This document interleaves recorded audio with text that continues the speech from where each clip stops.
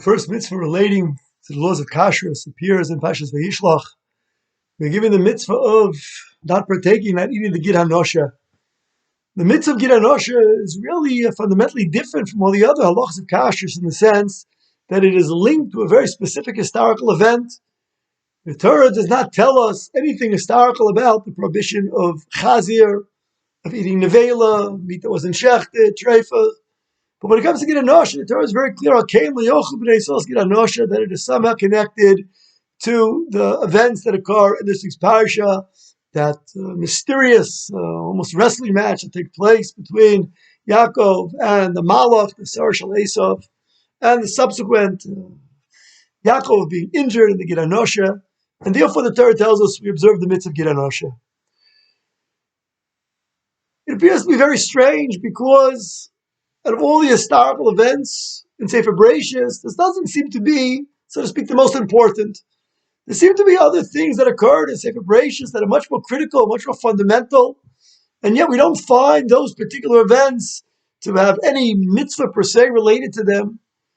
What is it about what occurs in this week's parasha between Yaakov and the Malach that is so critical that it has to be part of our history, part of our daily diets for all generations?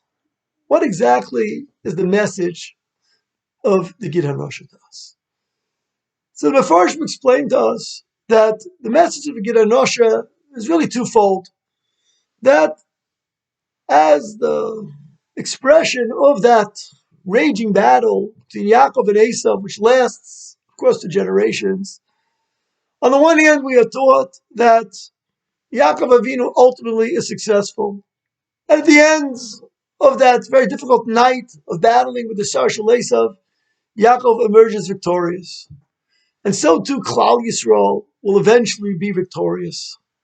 Nevertheless, just as Yaakov is hurt, and Yaakov is injured, and there is a price to be paid for that victory, so too Klal Yisrael throughout our long and difficult history, although we are sure that we will ultimately emerge victorious, nevertheless, there have been many, many times of suffering over the course of our encountering with Esav and the descendants, both the biological descendants of Esav and those who espouse the views of Esav, those who have come to attack us throughout the years.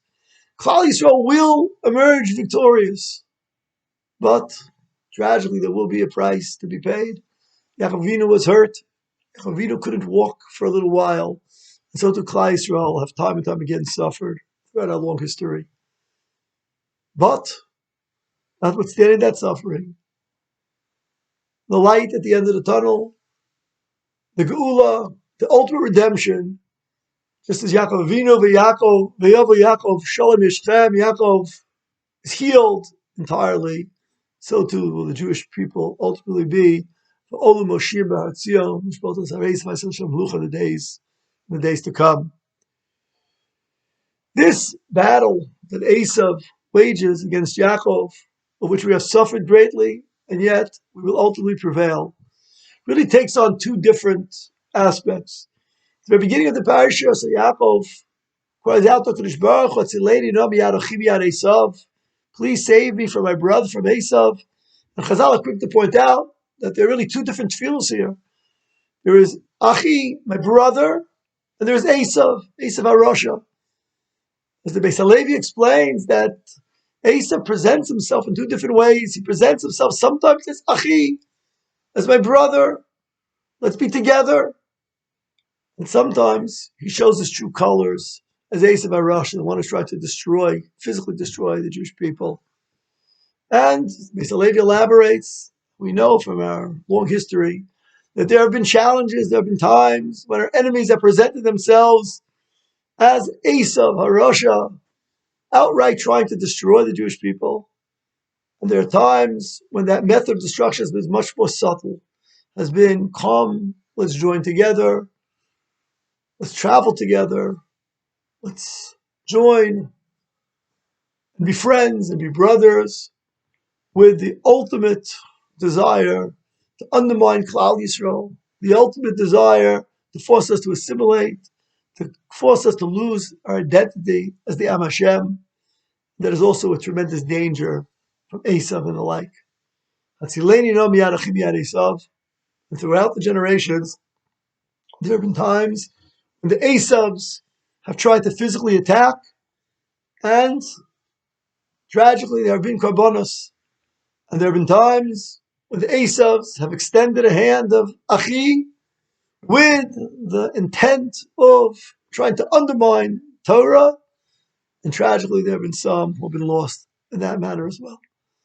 But the mitzvah Gid Anosha continues to guide us and continues to give us great inspiration that Yaakov Avinu ultimately prevails over all dimensional aspects of the battle with Esav.